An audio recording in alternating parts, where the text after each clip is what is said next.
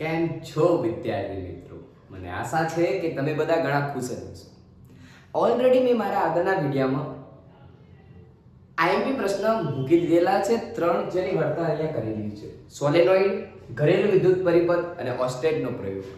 જો મિત્રો ન જોયો હોય તો હજુ એક વખત જોઈ લેજો, કારણ કે ઘણો મહત્વનો સાબિત થઈ શકે છે. અને આજે મારો જે વિડીયો આવી રહ્યો છે બોર્ડ ઇમ્પોર્ટન્ટ ક્વેશ્ચનમાં, આજે 4 માર્ક્સના બાકીના 3-4 ક્વેશ્ચન લઈને આવ્યો છું. જે ભૌતિક વિજ્ઞાન જે કહેવામાં આવે છે, ભૌતિક વિજ્ઞાન જે કહેવામાં આવે છે,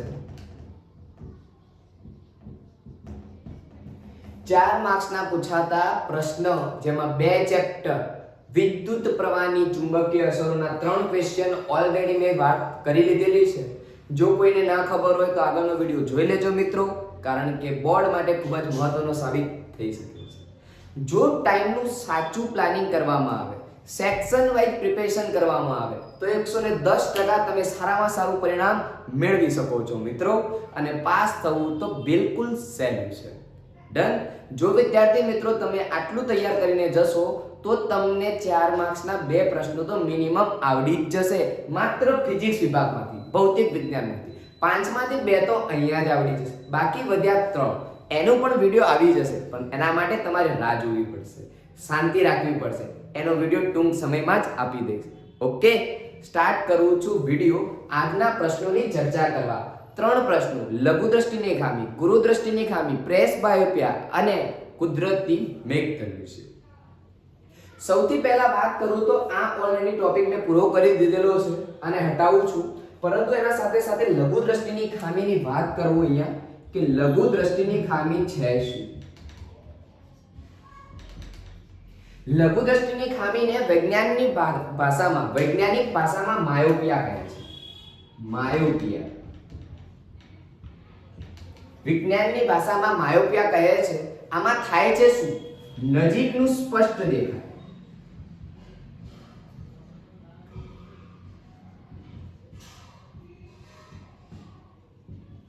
પરંતુ દૂરનું ન દેખાય. તો થાય શું આમાં? નજીકનું સ્પષ્ટ દેખાય, દૂરનું ના દેખાય. હવે આગળ વાત કરું મિત્રો, થશે શું? તો આવી 3 આકૃતિ જોવામાં આવે છે.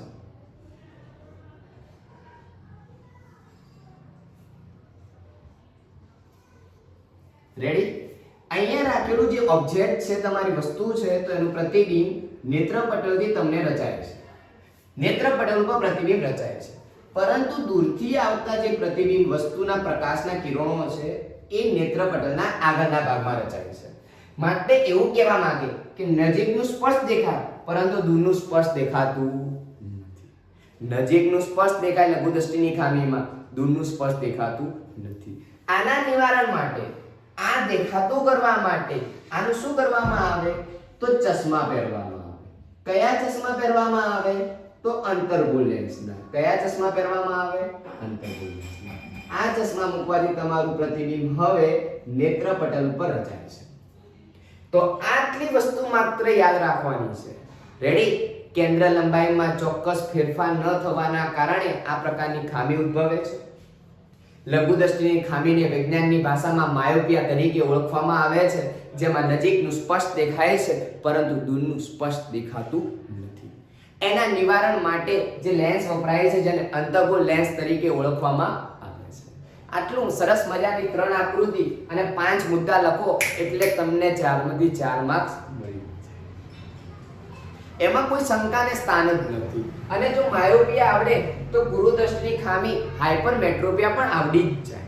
એના કરતા ઊંધું, નજીકનું સ્પષ્ટ ના દેખાય, દૂરનું સ્પષ્ટ દેખાય, એને કહેવાય ગુરુ દ્રષ્ટિની ખામી. એના નિવારણ માટે અહીંયા અંતર્ગોળ લેન્સ છે, ત્યાં બહિર્ગોળ લેન્સ વપરાય છે. ત્યાં પ્રતિબિંબ નેત્રપટલના અહીંયા આગળ રચાય છે, ત્યાં નેત્રપટલની પાછળ રચાય છે. બસ આટલો આમાં પ્રોબ્લેમ છે. રેડી? એકવાર ફરીથી લઘુ દ્રષ્ટિની ખામી તમને યાદ રહી ગઈ હશે. હવે ગુરુ દ્રષ્ટિની ખામીની વાત કરીએ.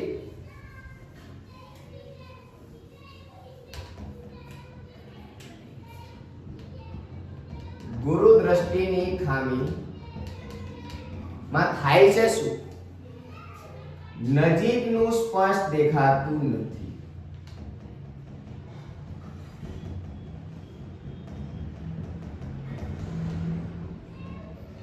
આટલું લખ્યા પછી તમે આકૃતિ બનાવી શકો છો.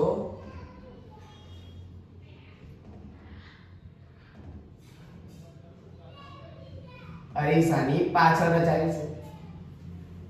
દૂરનું સ્પષ્ટ દેખાય છે.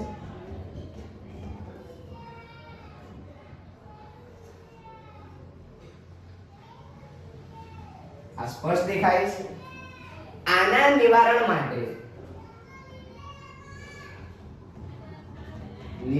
માટે બહિર્ગોળ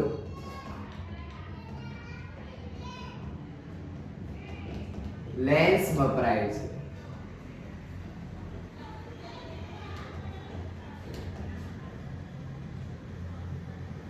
રેડી મિત્રો? કયો લેન્સ વપરાય છે? બહિર્ગોળ. બહિર્ગોળ લેન્સ માટે આ નજીકનું નતું દેખાતું, એના નિવારણ માટે બહિર્ગોળ લેન્સ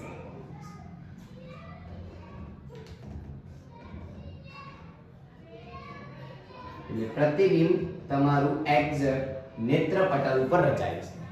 આ રીતે એનું નિવારણ કરી શકાય છે. બસ આટલું સરસ મજાનું આવડી જાય તો અહીંથી તમને 1 માર્ક્સનો MCQ પણ આવડી જાય અને થિયરી પણ આવડી જાય. થિયરીમાં પણ પ્રશ્ન પૂછાય અને MCQ માં પણ પૂછાઈ શકે છે. બંને જગ્યાએ કામ આવતો પ્રશ્ન છે. બીજું, પરીક્ષામાં કઈ રીતે પ્રશ્ન પૂછાશે?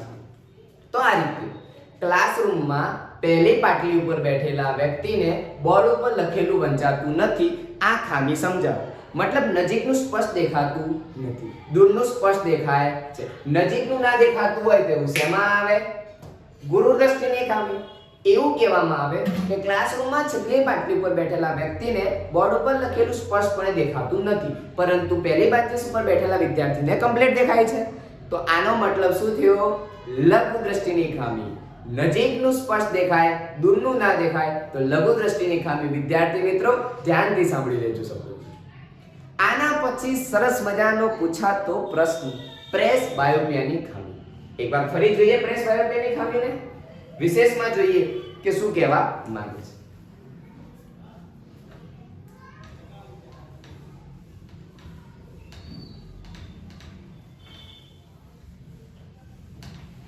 જો વિદ્યાર્થી મિત્રો ચેનલ ઉપર તમે નવા હોય, સક્સેસ એન્ડ ટ્યુશનની ચેનલ ઉપર જો તમે નવા હોય તો લાઈક, શેર અને સબસ્ક્રાઇબ કરવાનું કદાપી ભૂલશો નહીં. કારણ કે તમને બોર્ડની એક્ઝામ આવતા 110% પૂરેપૂરા વિજ્ઞાનના IMP પ્રશ્નો મળી જશે. લાસ્ટમાં સેક્શન વાઇઝ ક્વેશ્ચન આવશે, એના માટે તૈયાર થઈ જજો. રેડી? આપણે વાત કરવાની છે પ્રેસ બાયોપિયા.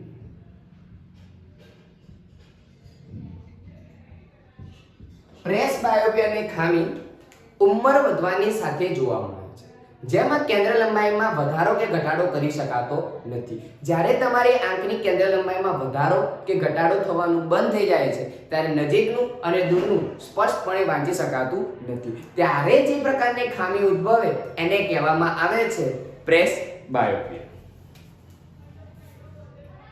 નજીકનું અને દૂરનું પણ સ્પષ્ટપણે વાંચી શકાતું નથી.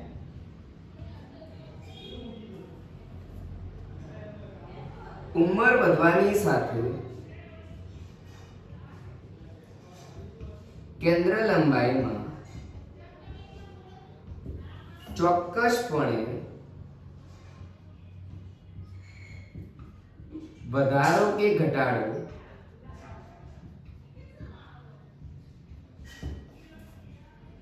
કરી શકાતો નથી.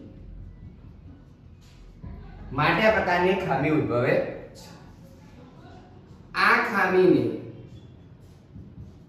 પ્રેસ બાયોપિયા કહે છે.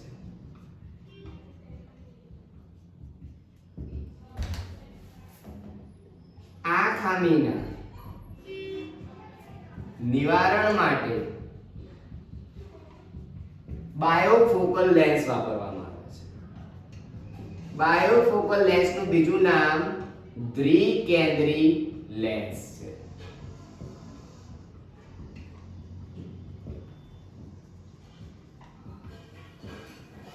ઘરડા લોકોમાં આ પ્રકારની ખામી વિશેષ પ્રમાણે જોવા મળે છે. વિદ્યાર્થી મિત્રો આનું ભૂલ ના થાય કે આવી પ્રકારની ખામી ઉંમર વધવાની સાથે જોવા મળે છે. રેડી?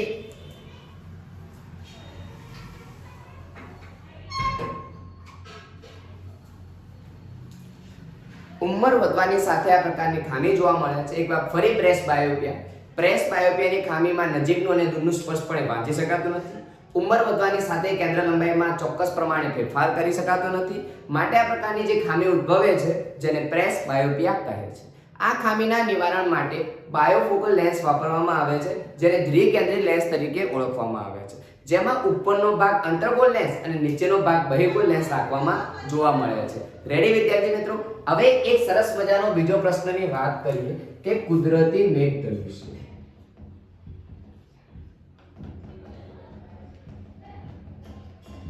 સૌથી પહેલા તો આ વાતાવરણીય વક્રીભવનની ઘટનાના કારણે જોવા મળે છે. કઈ ઘટનાના કારણે?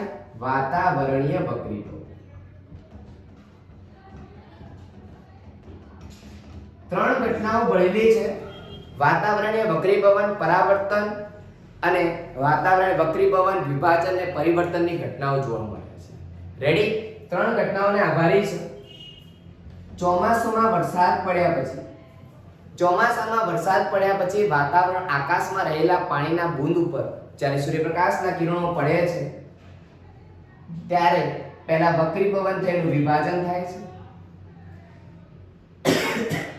ત્યાંથી પૂર્ણ આંતરિક પરાવર્તન થઈ તમને સૂર્યપ્રકાશની વિરુદ્ધ દિશામાં 7 રંગોનો આવો વણપટ જોવા મળે છે જેને મેઘ ધનુષ્ય તરીકે ઓળખવામાં આવે છે, જેને કુદરતી મેઘ ધનુષ્ય કહેવામાં આવે છે. એકવાર ફરી કહી દઉં બેટા. સૌથી પહેલા અહીંયા વક્રીભવન, વિભાજન, પરાવર્તન.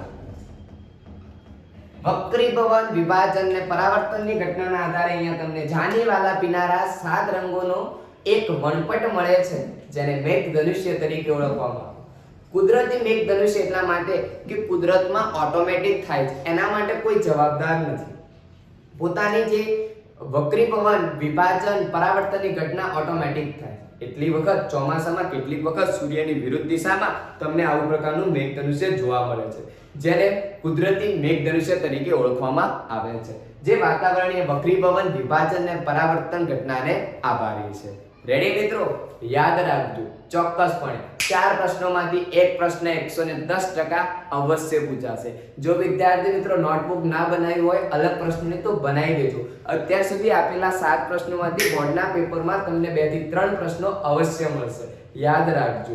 યાદ રાખીને આટલું તૈયાર કરવાનું ભૂલશો નહીં. જો તમને વિશ્વાસ હોય સક્સેશન ટ્યુશન ચેનલ ઉપર અને મારા ઉપર તો વિદ્યાર્થી મિત્રો લાઈક, શેર અને કોમેન્ટ કરવાનું ભૂલશો નહીં. રેડી? મને આશા છે કે તમને મારા વિડીયો ગમ્યા હશે તો તમારા મિત્રોને શેર કરવાનું ભૂલશો નહીં.